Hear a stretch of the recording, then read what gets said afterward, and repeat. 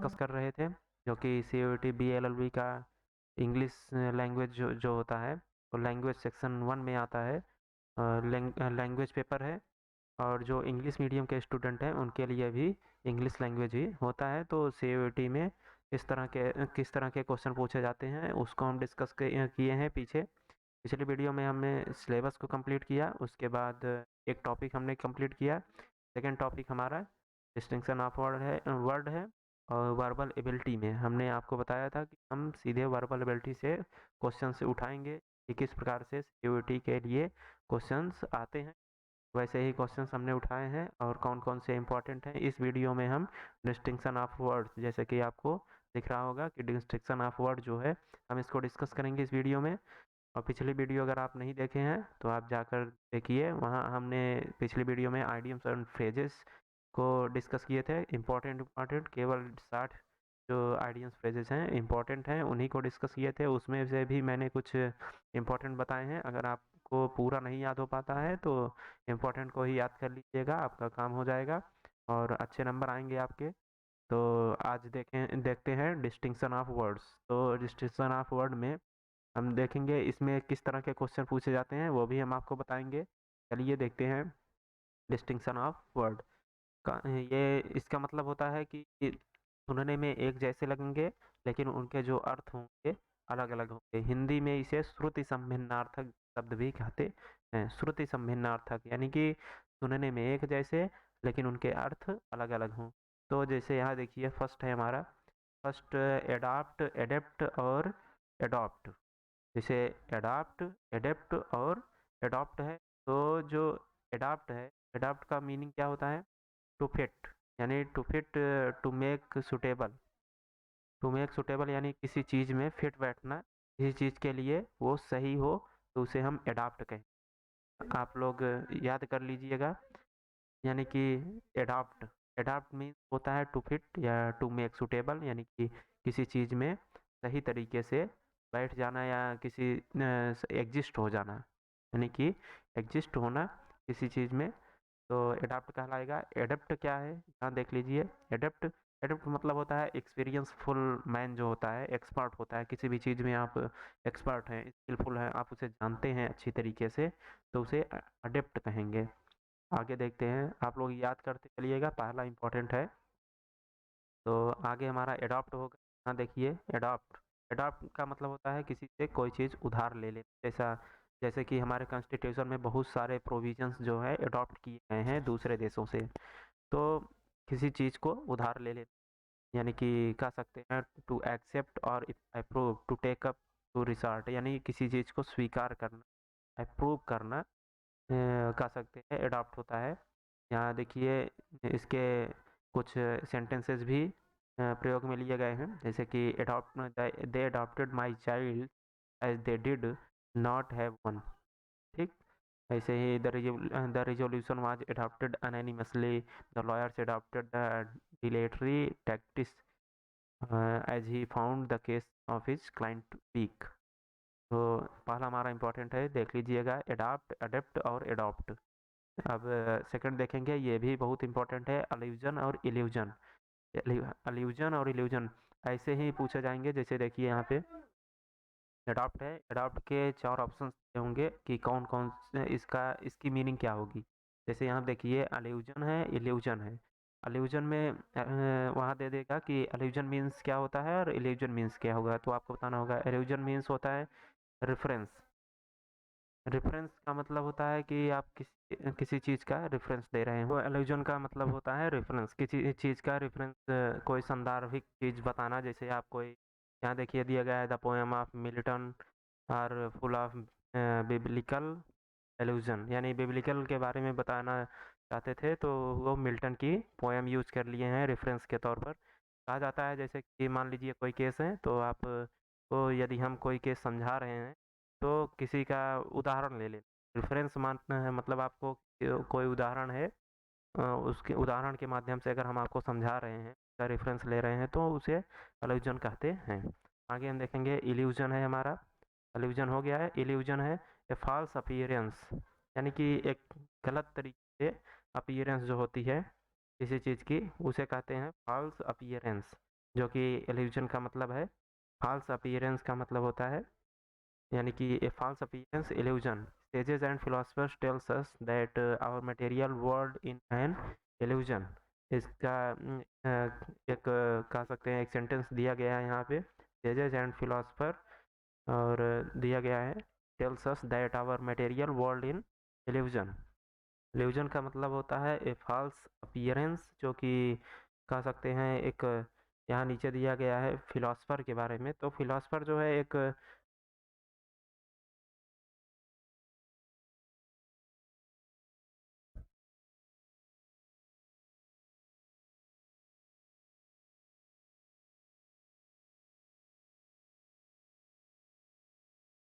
एक एल्यूजन, यहाँ एल्यूजन हमारा हो गया। एल्यूजन के बारे में हम देखेंगे यहाँ पे ए फॉल्स अपीयरेंस। एल्यूजन का मतलब होता है ए फॉल्स अपीयरेंस, यानी कि एक गलत तरीके की मोह माया। मान लीजिए एल्यूजन मीन्स होता ही मोह माया। मोह माया, इल्यूजन का मतलब होता है मोह माया। यानी आप मोह माया को समझते ही हैं कि संसार में सांसारिक जो चीज़ें होती हैं मानसिक तौर पर, उसे इल्यूजन कहते हैं। थर्ड होता है एमिएबल और एमिकेबल। एमिएबल और एमिकेबल में क्या अंतर है, क्या इसकी मीनिंग है, आइए समझते हैं। एमिएबल मतलब होता है फ्रेंडली या एग्रीएबल, यानी कि किसी चीज़ में अपनी सहमति दिखा देना या मित्रता, किसी चीज़ में प्यार पूर्वक प्रेम पूर्वक कोई कार्य या सहमति दिखा देना उस पर, तो एमिएबल कहलाता है। अब एमिकेबल क्या है, यहाँ देखिए फ्रेंडलीनेस, यानी कि मित्रता जो होती है उसे एमिकेबल कहते हैं, फ्रेंडलीनेस।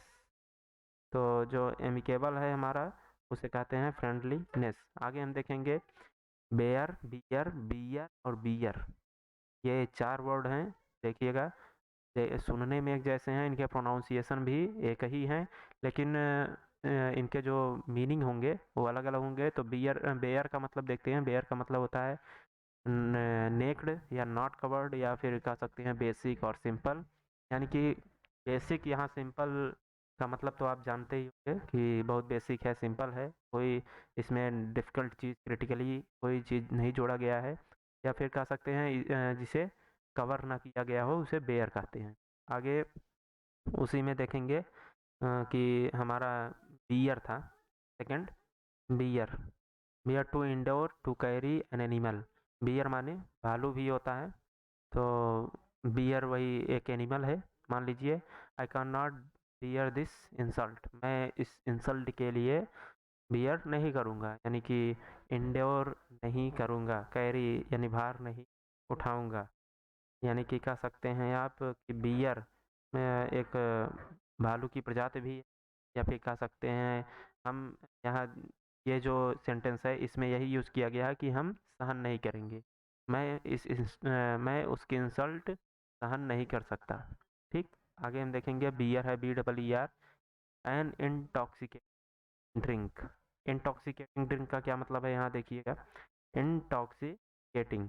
तो जो हमारा इंटॉक्सिकेटिंग होता है उसे हम कह सकते हैं कि जैसे कोई एक प्रकार का नशीला नशीला पदार्थ जो होता है एक प्रकार का, उसे हम इंटॉक्सिकेटिंग ड्रिंक कह सकते हैं। जैसे शराब जो होती है, एक बियर जो आती है, आप लोग जानते होंगे कि शराब की एक प्रकार है बियर, एक इंटॉक्सिकेट ड्रिंक है, नशीली ड्रिंक है, जो कि बियर कहलाती है, यानी कि एक शराब की ही प्रकार है।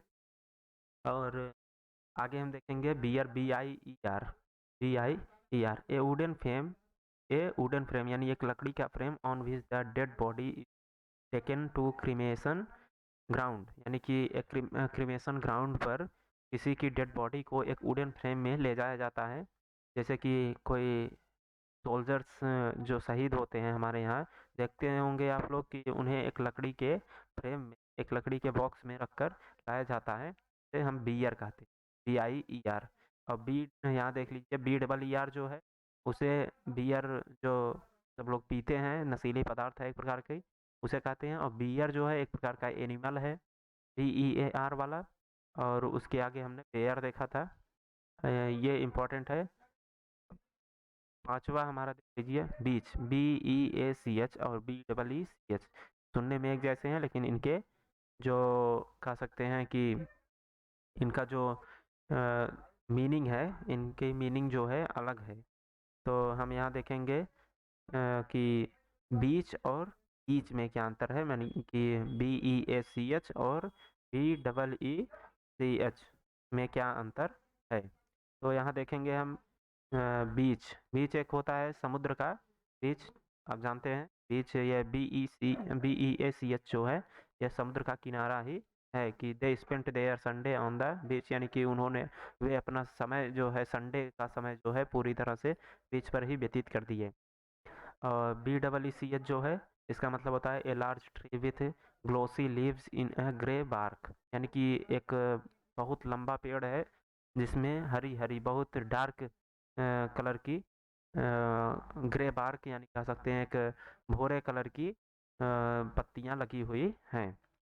तो आगे हम देखेंगे कैजुअल। कैजुअल भी आप सुने होंगे कि एक कौशल होता है, एक कैजुअल होता है, लेकिन पढ़ा जाता है दोनों एक ही जैसा। तो कैजुअल मतलब होता है ओकेजनली, यानी कभी कभार। ओकेशनल कोई अवसर हो गया, कोई ओकेशन हुआ, तो उसे कैजुअल कहते हैं। और एक कौशल होता है रिलेटिंग टू कास्ट, जो कि किसी कारण से रिलेट करता है। There is no casual connection between the destiny of a man and star, यानी कोई कैजुअल कनेक्शन, कोई कह सकते हैं एक प्रकार का कोई रियल रीजन, यानी कि कोई ऑथेंटिक रीजन नहीं है कि मैन और स्टार्स में क्या अंतर, क्या कनेक्शन है। यानी किसी कनेक्शन के लिए कोई ऑथेंटिक रीजन नहीं बताया गया है। आगे हम देखेंगे, ये हमने देखा कि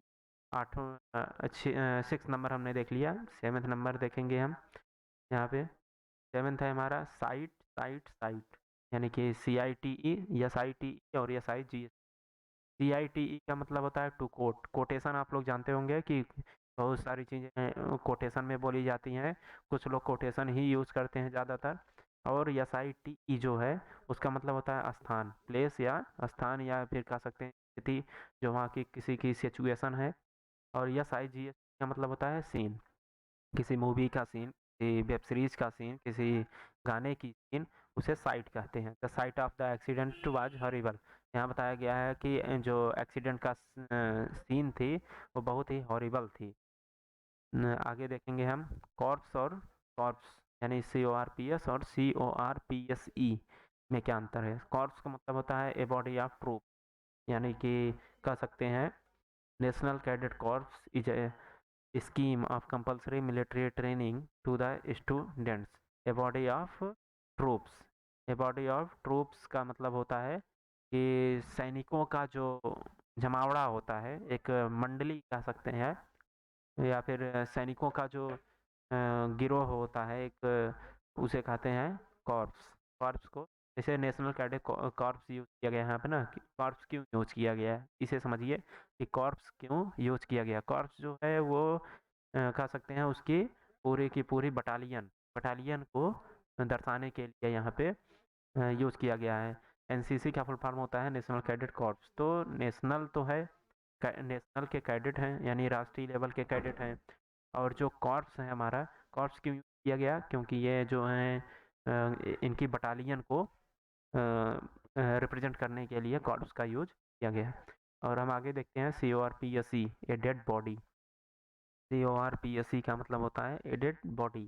ए डेड बॉडी यानी कि एक मृत व्यक्ति का शरीर जो होता है उसे CORPSE कॉर्प्स का यूज किया जाता है, उसके लिए एक शब्द है कॉर्प्स। आगे हम देखेंगे 9 नंबर हमारा है कॉर्पोरल और कॉर्पोरियल। कॉर्पोरल और कॉर्पोरियल में क्या इसकी मीनिंग डिफरेंस है, आगे देखिए। तो कॉर्पोरल जो है इसका मतलब होता है बॉडीली, यानी शारीरिक, कोई चीज़ शारीरिक तौर पर की गई हो। और कॉर्पोरियल जो है हैविंग मटेरियल बॉडी, यानी कि किसी चीज़ की अधिकता हो जाए आपके शरीर में, उसे कॉर्पोरियल कहते हैं। यानी angels are not corporeal beings, यानी कि को मतलब जो एग्जिस्ट ना करे संसार में उसे कॉर्पोरियल कहते हैं। टेंथ हम देखेंगे यहाँ पे। टेंथ है कॉम्प्ला क्या है कॉम्प्लासेंट एंड कॉम्प्लेसेंट। तो कॉम्प्लासेंट मतलब होता है सेल्फ सेटिस्फाइड, यानी खुद संतुष्ट होना या फिर हैप्पी हो जाना, खुश होना, कॉम्प्लासेंट कहलाता है। कंप्लेसेंट जो है ऑब्लाइजिंग, किसी की आज्ञा का पालन करना, होता है कॉम्प्लेसेंट। 10वां हमारा इम्पोर्टेंट है। आगे हम देखेंगे 11 नंबर हमारा होगा। 11 नंबर देखेंगे तो है कंटेम्पचुअस और कंटेम्प्टिबल। कंटेम्प्टिबल है, कंटेम्पचुअस और कंटेम्प्टिबल। तो कंटेम्पचुअस का क्या मतलब है यहाँ देखते हैं। एक्सप्रेसिंग कंटेम्प्ट या कह सकते हैं हेटर्ड।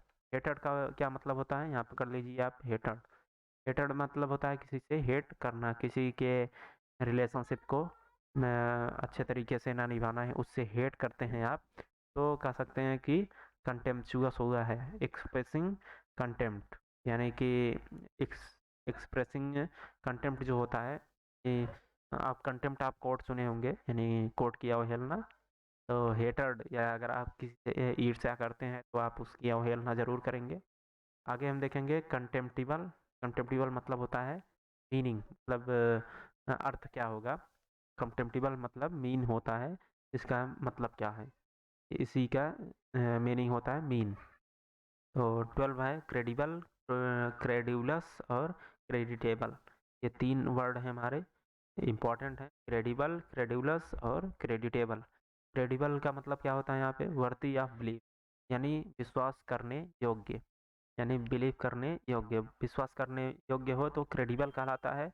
और क्रेडिबलस जो है वन हु बिलीव्स एवरीबॉडी, यानी एक व्यक्ति जो सब पर विश्वास कर ले, यानी किसी भी व्यक्ति पर, संसार में उपस्थित किसी भी व्यक्ति पर विश्वास कर लेता है, उससे 2 मिनट बातचीत किया और उस पर विश्वास कर लिया, तो उसे कहते हैं क्रेडिबलस।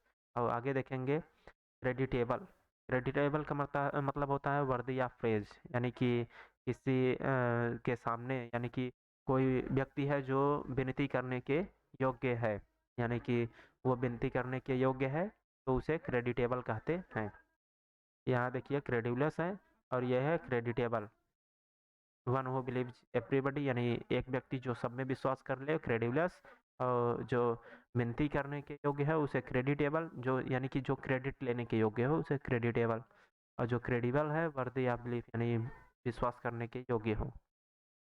आगे हम 13th अपना देखेंगे ड्रॉट, ड्रॉट और ड्राफ्ट। DRAUGST और DROUGT और DRAFT। ड्रॉट, ड्रॉट और ड्राफ्ट। ड्राफ्ट जो वन सिप और सिंगल एक्ट ऑफ ड्रिंक, यानी कि एक कह सकते हैं किसी भी चीज का केवल एक घूंट पीना, एक घूंट लेना ड्रॉट कहलाता है। DRAUGST। एक घूंट किसी भी चीज का, किसी भी ड्रिंक की सिंगल सिप जो होती है, वन सिप जो होती है, उसे ड्रॉट कहते हैं। ड्रॉट, DROUGST, ड्रॉट जो होता है ड्राई वेदर, सूखे मौसम, सूखा सूखा मौसम है तो उसे ड्रॉट कहते हैं। जो हमारा जैसे बारिश वगैरह नहीं हो रही है तो ड्रॉट हो जाता है और ड्राइनेस आ जाती है। स्किन वाली ड्राइनेस ना समझ लीजिएगा आप लोग। ड्रॉट मतलब होता है ड्राई वेदर।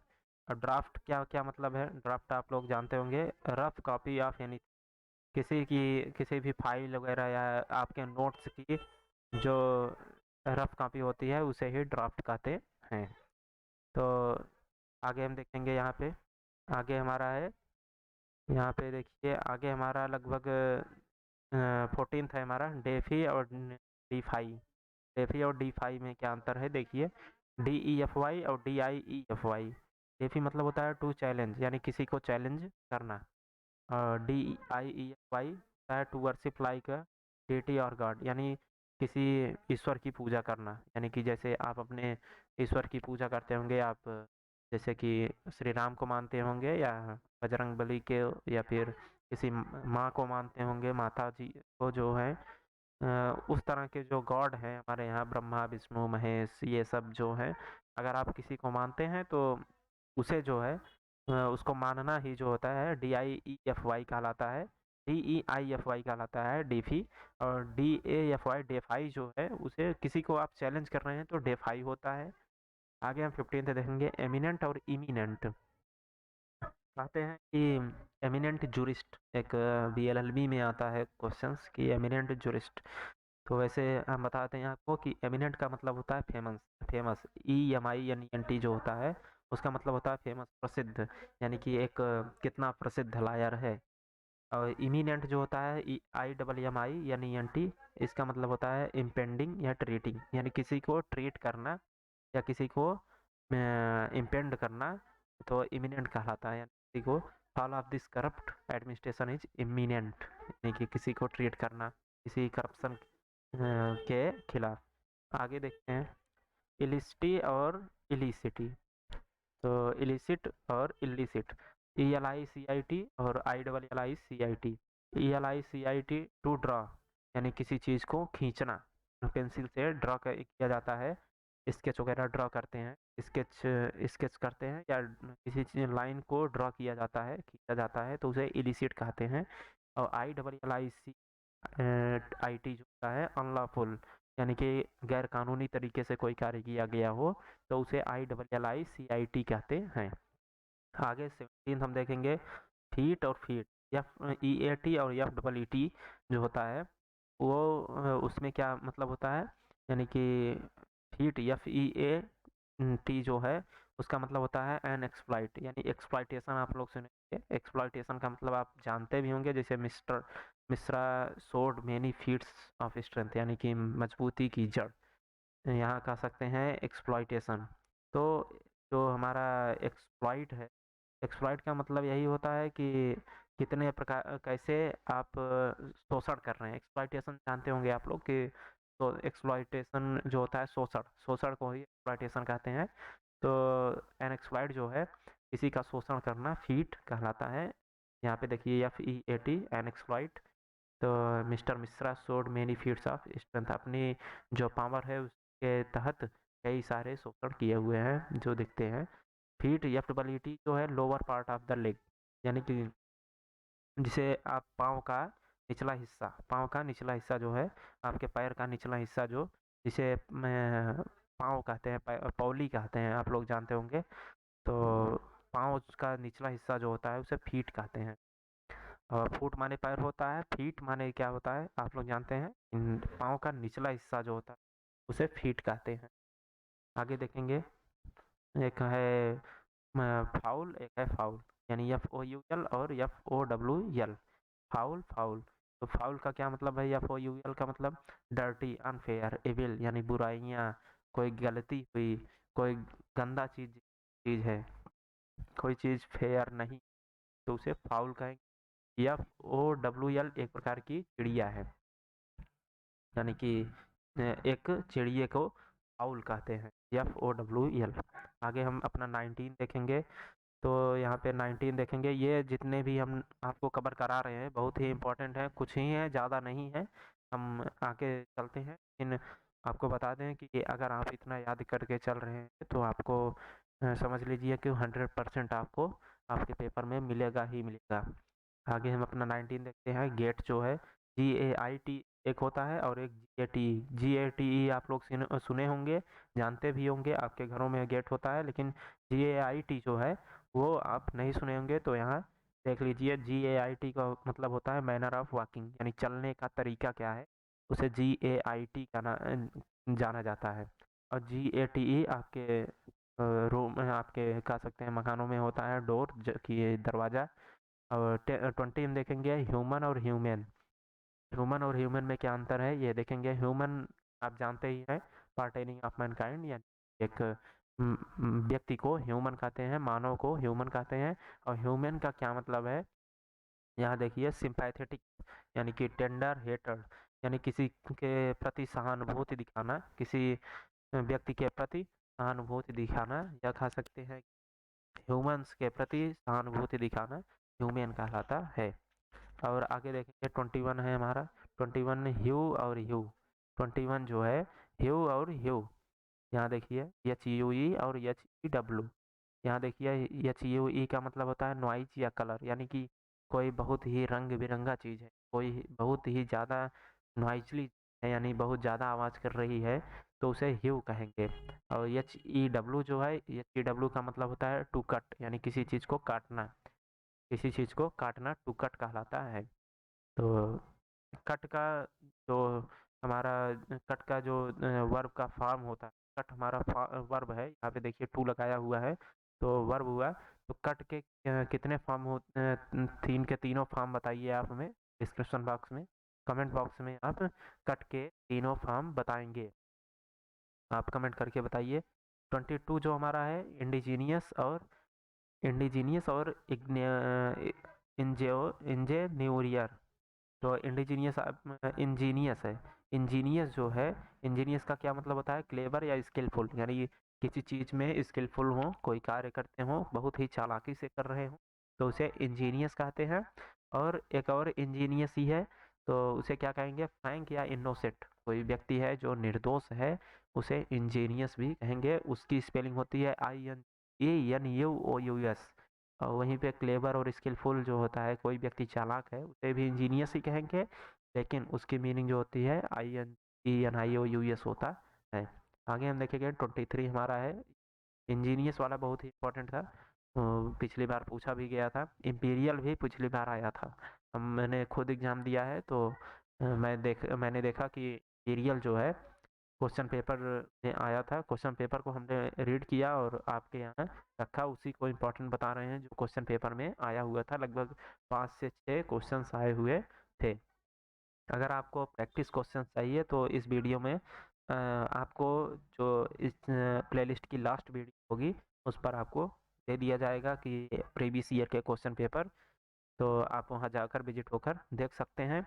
यहाँ देखिए 23 है हमारा, इंपीरियल और इम्पीरियस। इंपीरियल और इम्पीरियस, इंपीरियल आप लोग सुनिए, रिलेटिंग टू एम्पायर, किसी साम्राज्य से रिलेट करता हुआ। किसी साम्राज्य यानी कह सकते हैं किसी राजा महाराजा के खानदान से रिलेट करता हो, तो उसे रिलेटिंग टू इम्पीरियर कहते हैं, यानी कि इम्पीरियल। और यहाँ पे इम्पीरियस है, IMPERIOUS, हॉटी, या कह सकते हैं लाउड या अथॉरिटेटिव, यानी कोई बहुत तेजी से चिल्ला रहा हो या किसी का बहुत ज़्यादा प्रभुत्व हो उस क्षेत्र में, तो उसे अथॉरिटेटिव यानी इम्पीरियस कहते हैं। आगे देखेंगे जुडिशियल और जुडिशियस, ये बहुत ही इंपॉर्टेंट है किसके लिए? जो BA LLB का एग्जाम देना चाहते हैं, यानी कि जो BLLB, जो CUT BLLB के जो एंट्रेंस एग्जाम देना चाहते हैं, उनके लिए जुडिशियल और जुडिशियस दोनों बहुत इंपॉर्टेंट है। आ भी सकता है एग्जाम, पिछली बार तो नहीं आया था, लेकिन इस बार आ सकता है। आप लोग ध्यान दीजिएगा, इसे याद कर लीजिए। जुडिशियल का मतलब होता है pertaining to the court of law, यानी कोर्ट ऑफ लॉ के तरीके से पर्टेन करना। और जुडिशियस का मतलब होता है वाइज, यानी बुद्धिमान। जुडिशियल का मतलब होता है pertaining to the court of law, और जुडिशियस का मतलब होता है वाइज, यानी कि बुद्धिमान। आगे देखेंगे 25, ये नॉटी और नॉटी, ये लगभग 22 में आया भी था। नॉटी और नॉटी, नॉटी का मतलब होता है डिफिकल्ट, और यानी UGSTY, नॉटी का मतलब होता है मिस्चीवस, यानी कि नटखट। यानी UGSTY जो होता है, जो कि नॉटी नटखट होता है, और KNOTTY का मतलब होता है डिफिकल्ट, क्रिटिकल। कोई चीज़ क्रिटिकल है या डिफिकल्ट है, इसे कह सकते हैं नॉटी क्वेश्चन है। नॉटी क्वेश्चन आए हुए हैं, तो इसे हम नॉटी क्वेश्चन कहते हैं, यानी डिफिकल्ट है क्वेश्चन। 26 देखेंगे, लाइसेंस एक होता है जिसे आप जानते हैं, ये वाला आप जानते हैं, यानी कि ये वाला जो है LICENCE, पहला वाला आप जानते हैं, लेकिन सेकंड वाला आप नहीं जानते हैं। तो पहला वाला देखिए, एन ऑफिशियल परमिट, यानी ऑफिशियल कोई परमिट दे दी गई किसी के, जैसे आप लाइसेंस बनवाते हैं गाड़ी का लाइसेंस, तो एक ऑफिशियल परमिट होती है, कार्ड होता है कि हाँ हमारे पास एक लाइसेंस है गाड़ी चलाने की। तो अब आगे देखें, LICENCE या टू ग्रांट परमिशन, थोड़ा थोड़ा बहुत ही थोड़ा सा अंतर है देखिए दोनों के मीनिंग्स में। यानी कि ये ऑफिशियल किसी ऑफिस से परमिट दी जाती है, और ये जो ग्रांट परमिशन है, ये कोर्ट से दिया जाता है। यानी कि जो किसी कह सकते हैं जैसे रेलवे वगैरह है, किसी कोर्ट से या किसी रेलवे से, यानी किसी बॉडी से दिया गया है, तो लाइसेंस SE वाला होगा। और किसी ऑफिस से परमिशन दी गई है, तो DM ऑफिस हो गया, CM ऑफिस हो गया, या फिर कह सकते हैं हमारे यहाँ के SDM ऑफिस, RTO ऑफिस है, तो उससे ये वाला जो गाड़ी का लाइसेंस होता है यही होता है, CE वाला। तो मोरल और मोरल, यहाँ देखिए, मोरल और मोरल, तो मोरल का क्या मतलब होता है आप लोग जानते ही होंगे, रियल टू कंडक्ट, यानी आपका आचरण कैसा है, मोरालिटी आप में है या नहीं, उसे मोरल कहते हैं। आगे हम देखेंगे मोरेल। मोरेल का क्या मतलब होता है? डिसिप्लिन ऑफ एन आर्मी और some other body of person, यानी किसी आर्मी, यानी डिसिप्लिन जो होता है आर्मी का, या किसी के किसी अलग की कोई और बॉडी है, उसके प्रति जो हमारा डिसिप्लिन होता है, या कह सकते हैं एक मोरल जो थिंग्स होती हैं उसे मोरल कहते हैं। एक प्रकार से कह सकते हैं the moral of British soldiers is very high, यानी कि ब्रिटिश सोल्जर्स की जो मोरल यानी डिसिप्लिन थी वो बहुत ही ज़्यादा हाई थी, बहुत ही डिसिप्लिन व्यक्ति थे। और वैसे भी कहीं की भी आर्मी हो, अगर डिसिप्लिन है तो बहुत ही आगे जाती है, जाता है वो देश। तो आगे हम देखेंगे और है एक OAR और ORE लाइसेंस वाला। आप ध्यान दीजिएगा, अभी हमने देखा कि लाइसेंस वाला जो है वो पिछली बार नहीं आया था, लेकिन इस बार आने का चांस है, बहुत ज़्यादा आने का चांस है, लगभग 80% आ सकता है वो। तो OAR और ORE में देखते हैं। OAR का मतलब होता है एपोल फॉर राउइंग बोट, यानी कि किसी नाव को खेने के लिए जो हमारी पतवार होती, नाव को आप देखे होंगे किसी कह सकते हैं किसी मूवी वगैरह में कि वो नाव खेते हैं। जैसे वहाँ चले जाइए साउथ में तो एक नाव होती है, उस पर एक वहाँ पे त्योहार भी मनाया जाता है इस चीज़ का कि बगल बगल नाव खेते हैं, बेड़े जैसे लिए रहते हैं डंडे की तरह, तो उसे ही ओर कहते हैं, OAR से पतवार कहते हैं हिंदी में। और ORE जो है ए माइनरल माइनरल, या फिर कह सकते हैं rock from which metal is extracted, एक ऐसी चट्टान जिससे धातु को निकाला जा सके, से ओर कहते हैं।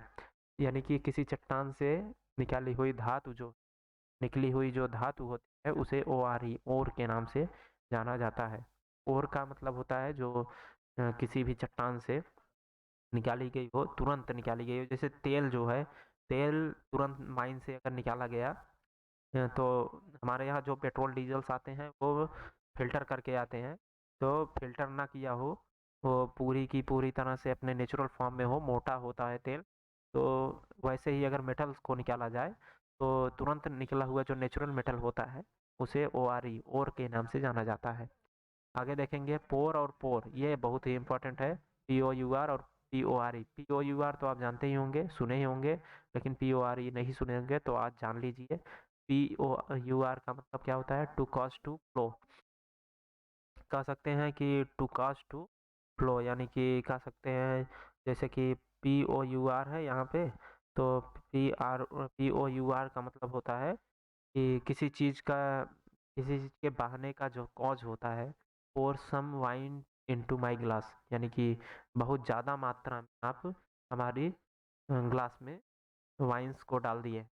तो टू पोर का मतलब होता है बहुत अधिक मात्रा में किसी चीज़ को बहाना, या किसी ड्रिंक है, यानी कि लिक्विड फॉर्म में यूज किया जाने वाला यह जो वर्ड है हमारा, ये लिक्विड फॉर्म के लिए ही यूज किया जाएगा हमेशा। तो PORE का मतलब देखते हैं, minute opening in the skin, यानी कि स्किन पर जो हमारे कह सकते हैं एक प्रकार से दाने निकल आते हैं, दाने दाने का निकलना जो होता है स्किन पर, उसे PORE के नाम PORE के जैसे जानते हैं। अब देखेंगे यहाँ पे पॉइज और पोज। पोज तो आप लोग जानते ही होंगे, POSE पोज, यानी आप पोज देते होंगे सेल्फी वगैरह या फोटो फोटो अगर आप लोग खींचते होंगे या खिंचाते हैं तो पोज देते हैं कि हाथ को ऊपर किया जाए या फिर पैर को फैलाया जाए कैसे, या फिर हाथ ऐसे आगे कर लें तो जेब में हाथ डालने, इस प्रकार के पोज होते हैं। अब पॉइज क्या है, पॉइज का मतलब होता है बैलेंस या स्टेबिलिटी। इसीलिए कहा जाता है कि अगर आप पोज बना रहे हैं तो पॉइज को बना के रखिए, यानी कि पोज अगर आप ले रहे हैं, पैर आगे पीछे कर रहे हैं तो बैलेंस को बनाए रखिए, वरना आप बहुत अच्छी सेल्फी आएगी गिरने के बाद। तो पोज जो होता है वो हम देते हैं, यहाँ देखिए दिया गया है to assume an attitude or character, यानी हमारा जो एटीट्यूड होता है उसे ही यानी एटीट्यूड कर शो करने का, एज्यूम करने का जो तरीका होता है उसे हम पोज कहते हैं। और जो बैलेंस और स्टेबिलिटी हमारी होती है, जो बैलेंस होता है उसे पॉइज कहते हैं। आगे हम देखेंगे, ये बहुत ही इंपॉर्टेंट है, 100% इम्पोर्टेंट है, आ भी सकता है। रूट और रूट में क्या अंतर है, ROUT और ROUTE। ROUTE का मतलब आप लोग जानते होंगे कि मार्ग होता है, सड़क, रास्ता, रास्ता होता है ROUTE का मतलब। लेकिन ROUT का मतलब क्या होता है, फाइट या वैंक्विश, यानी कोई आर्मी वगैरह है, किसी दो देशों के बीच कोई फाइट हो गई तो उसे ROU जैसे वर्ड से रिप्रेजेंट करेंगे। और ROUTE जो है वे, यहाँ पे देखिए दिया भी गया है वे, यानी कि रास्ता, मार्ग से रिप्रेजेंट किया जाता है। अब हम आगे 32 देखेंगे अपना, वे वहाँ पे देख लिया हमने। तो 32 देखेंगे यहाँ पे सर्क और सार्क। सार्क आप लोग सुने होंगे, सार्क एक प्रकार की मछली है। सार्क एक काइंड है, एक प्रकार की मछली है। तो SCHIR का मतलब जान लेते हैं यहाँ पे, टू एवॉइड वंस ड्यूटी, यानी किसी के ड्यूटी को अवॉइड, अपनी ड्यूटी को अवॉइड करना। यानी आप मान लीजिए आप किसी नियम में कह सकते हैं एक गार्ड की तरह नौकरी करते हैं, फिर भी आप अवॉइड कर रहे हैं, कोई घुसा जा रहा है, आपको रोकना चाहिए लेकिन आप रोक नहीं रहे हैं, और ATM से पैसे गायब हो गए। जब ATM से पैसा गायब हुआ तो आप पर केस लगा, जब आप पर केस लगा तो आप पर कौन सा केस लगेगा, टू अवॉइड वन, यानी आप केयरलेसनेस है, अपनी ड्यूटी पर केयरलेस हैं, आप में केयरलेसनेस है। तो यहाँ पे SCHIR वाला वर्ड यूज होगा। SHAR के जो है हमने आगे भी आपको बता दिया कि एक प्रकार की मछली है, शार्क जिसे कहते हैं। ये बहुत इंपॉर्टेंट है। 33 हमारा सीज और सीज बहुत ही इंपॉर्टेंट है, आप लोग ध्यान में रखिएगा। जैसे यहाँ देखिए SIEZE, सीज, टू ग्रेस्प और टू टेक पोसेशन, यानी अपने जो अपना संबंध है उसे कह सकते हैं अपने रिलेशन में एक जगह बना लेना, या फिर कह सकते हैं जैसे अंगूर के गुच्छे जो होते हैं एक प्रकार के पोसेसिव तरीके से होते हैं, यानी कि उनमें बैठने का एक लेवल होता है, किसी तरीके से बैठे होते हैं, मतलब एक सेटिंग में बैठते हैं, तो उसे ही SIEZE कहते हैं। और वहीं पे SIECE के किसे कहते हैं देखते हैं, an act of surrounding a fortified place by an enemy, किसी दुश्मन के द्वारा किसी फोर्टिफाइड पर सराउंडिंग एक्ट किया जाए, यानी बम वगैरह मार दिया जाए, गोली चला दी गई किसी किले वगैरह पर, तो उसे SIG चीज कर दिया जाता है। तो आगे हम देखेंगे सर्ज और सर्ज, ये भी इम्पोर्टेंट है। SERGE, एक काइंड ऑफ वूलन क्लॉथ, यानी कि सर्ज का मतलब होता है एक ऊनी कपड़े का प्रकार है सर्ज क्लॉथ। तो SURCE, to move like waves, यानी कि जैसे उसकी तरह जो हमारी वेव होती हैं, यानी लहरों की तरह घूमना, लहरों की तरह घूमना सर्ज कहलाता है। यहाँ देखिए एक वर्ड आया है क्लॉथ, यानी कि यहाँ देखिए क्लॉथ दिया है CLOTH, और एक होता है क्लॉथ CLOTHE। इसमें क्या अंतर है, ये दोनों आप CLOTH में क्या का मतलब क्या होता है, CLOTH का क्या मतलब होता है, और CLOTHES या फिर कह सकते हैं CLOTHE का क्या मतलब होता है, आप हमें कमेंट सेक्शन में कमेंट करके बताएंगे। तो 35 जो है टॉय और टाउ, ये दो हैं। TOE आप जहाँ तक सुने होंगे, ए पार्ट ऑफ द फुट, यानी अपने पैर का जो होता है एक भाग है। और TOW जो है रोप, टू ड्रा बाई रोप्स, यानी कह सकते हैं एक प्रकार से किसी कह सकते हैं। यहाँ देखिए सेंटेंस दिया है, अगर आपको न समझ में आए तो सेंटेंस को पढ़ा करिए। The sellers taut the ship of safety, यानी किसी शिप को सेफली बाहर निकाल दिए, यानी कि उसे रोक कर दिए, यानी कि उसे सही सलामत उसको उसके स्थान तक पहुंचाना रोप कहलाता है। आगे देखेंगे हम टेनर और टेनर, ये बहुत इंपॉर्टेंट है। टेनर आप लोग कि कार्यकाल, टेनर का मतलब होता है कार्यकाल, और टेनर का क्या मतलब होता है, ड्रिफ्ट या पर्पस, यानी क्या पर्पस है, पूछा जाता है क्या कारण है तुमने ये कार्य किया, तो आपके कार्य करने का क्या कारण, क्या पर्पस है, उसे टेनर कहते हैं। और टेन्योर का क्या मतलब होता है, टेन्योर का मतलब होता है कार्यकाल। तो टेन्योर का क्या मतलब होता है, आप देखिए, conditions under which land is held, यानी कि किस कंडीशन में आप लैंड में यहाँ पे इस पोस्ट में स्थित है। यहाँ टेन्योर का क्या मतलब होता है, देखिए टेन्योर का मतलब होता है कि कार्यकाल, कितने समय तक आप इस पद पर कार्य करेंगे। आगे हमारा 37 है वेल और वेल, यानी कि VALE और WAIL।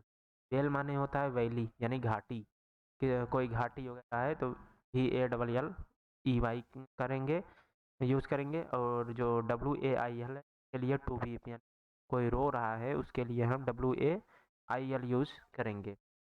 आगे हम देखिए वेव है 38, ये इंपॉर्टेंट है, बहुत ही इंपॉर्टेंट है। WAIV और WAVE। WAVE आप सुने होंगे, आप जानते भी होंगे, वेव माने होता है लहर या तरंगे, और WAIV का क्या मतलब होता है यहाँ देख लेते हैं। टू फोरेजो यानी कि कह सकते हैं the student requested the principal of the principal to waive his fine, ये कह सकते हैं एक प्रकार से टू फोरेजो। टू फोरेजो का क्या मतलब होता है, यहाँ पे देखिए फोरेजो वेव जो है, वेव WAIV का मतलब होता है टू फोरेजो यानी कि त्यागना, इसी प्रकार की, या हो सकता है कि चीज के आगे हो। WAIVE का मतलब क्या होता है, यहाँ देखिए टू फोरेजो, इसका मतलब होता है कि आप जैसे दौड़ रहे हैं, किसी के साथ रन कर रहे हैं, या कह सकते हैं कि किसी चीज से आप मुक्ति पाना चाहते हैं, त्याग करना चाहते हैं, तो आप वेव WAIVE का यूज कर सकते हैं वहाँ पे। जैसे आप देखिए स्टूडेंट जो है रिक्वेस्ट करता है प्रिंसिपल से कि मैं ठीक हो जाऊँ, अपने ठीक होने की कामना करता है, रिक्वेस्ट करता है कि मैं ठीक हो जाऊँ। WAVE जो है उसका मतलब होता है to move, to swell the surface of the water, यानी कि कह सकते हैं एक प्रकार से कि पानी की तरह सरफेस पर स्वेलिंग कर जाना यानी फैल जाना, WAVE कहते हैं। हमारा 39 है यहाँ पे यॉक, YOL की और YOKE इम्पोर्टेंट है, ये देख लीजिएगा। YOLK का मतलब होता है the yellow portion of an egg, यानी कि अगर आप अंडे को देखे होंगे, किसी भी अंडे को देखिए तो अंदर जो होता है अंडे के अंदर का जो भाग होता है वो पीले कलर का होता है, तो उसे योक कहते हैं, YOLK। और YOKE इसे बॉन्डेज कह सकते हैं, या wooden structure put on a bullock's neck, यानी कि किसी सांड या कह सकते हैं बैल जो हमारा होता है, उसके जो कह सकते हैं उसके जो गर्दन पर एक लकड़ी का स्ट्रक्चर, लकड़ी का एक जो कहते हैं कि उसके एक प्रकार की संरचना होती है, लकड़ी बनाई हुई हुई होती है, यदि उसके नेक पर रखा गया है, एक गर्दन पर रखा गया है, तो इस प्रकार का बॉन्डेज है, तो उसे ही योक कहते हैं। आगे देखेंगे 40 हमारा, यही हमारा लास्ट होगा। 40 हमारा लास्ट है। यार्न और यर्न में क्या अंतर है, इम्पोर्टेंट है, बहुत ही इम्पोर्टेंट है। यार्न मतलब होता है thread, the yarn of this sari is not good, यानी कि इसका जो कह सकते हैं एक प्रकार से थ्रेड, थ्रेड कह सकते हैं इसे। थ्रेड का क्या मतलब होता है यहाँ पे देखिए, थ्रेड का मतलब यही होता है कि एक प्रकार का कह सकते हैं सूत या धागा कह सकते हैं। यहाँ आप देखिए साड़ी यूज की है तो हम बता देते हैं कि इस साड़ी का जो धागा है वो बहुत ही अच्छा नहीं है। यार्न का मतलब होता है धागा, और यर्न का क्या मतलब रहता है, to long for a thing, यानी कि we yearned for a change and packed up for Nainital, यानी कि एक बहुत ज़्यादा वस्तुएं रख लेना उसे यर्न कहते हैं, यानी कि एक बोझ हो जाना, एक बोझ बना लेना, उसे यर्न कहते हैं, YEARN। और YARN का मतलब होता है धागा, सूत। तो यहाँ हमारा लेक्चर समाप्त होता है, डिस्टिंक्शन ऑफ वर्ड आपका कंप्लीट होता है। तो अगर आप इंग्लिश लैंग्वेज अच्छे तरीके से पढ़ना चाहते हैं तो आप इस चैनल पर बने रहिएगा। डिस्टिंक्शन ऑफ वर्ड में कुछ और भी वर्ड हुए हैं, लगभग 20-25 वर्ड, तो उसको हम अगली वीडियो में कवर करेंगे। और अगली ही वीडियो में हम थोड़ी सी एक्सरसाइज भी है, और एक्सरसाइज को यानी कि प्रैक्टिस क्वेश्चन को भी उसी में करा देंगे। अगर आप प्रैक्टिस करना चाहते हैं, कुछ और वर्ड्स को जानना चाहते हैं, तो आप अगली वीडियो का इंतज़ार करिए। मिलते हैं नेक्स्ट वीडियो में। जय हिंद।